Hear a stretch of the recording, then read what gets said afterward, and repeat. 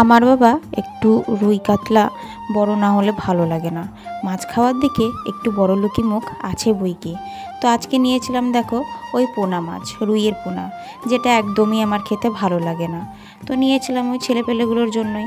আমি খাই বা না খাই, ওরা তো খাবে। সবসময় তো বড় মাছ কেনা সম্ভব হয় না, তাই না? আর বড় মাছ সবসময়তে পাওয়াও যায় না, আসলে পরে ওই চালানি রুই আসে, যেটা আমি একদমই পছন্দ করি না। তো দেখো আজকে রুইয়ের পোনাই নিয়েছিলাম, সেটাকে ভালো করে কেটে ধুয়ে লবণ হলুদ লঙ্কার গুঁড়ো মাখিয়ে কিছুক্ষণ রেখে দিয়েছিলাম। তারপরে ওটাকে ভালো করে ভেজে নিয়েছি।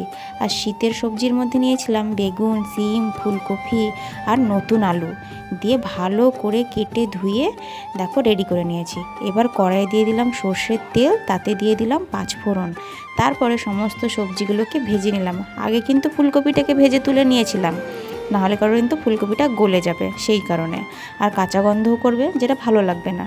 তো দেখো ভালো করে আদা জিরে লঙ্কা বাটা দিয়ে ভালো করে কষিয়ে দেখো একটু ধনেপাতা ছিটিয়ে ভালো করে ফুটিয়ে নামিয়ে নিলাম। কেমন হয়েছে তোমরা কিন্তু অবশ্যই কমেন্টে বলো। টাটা।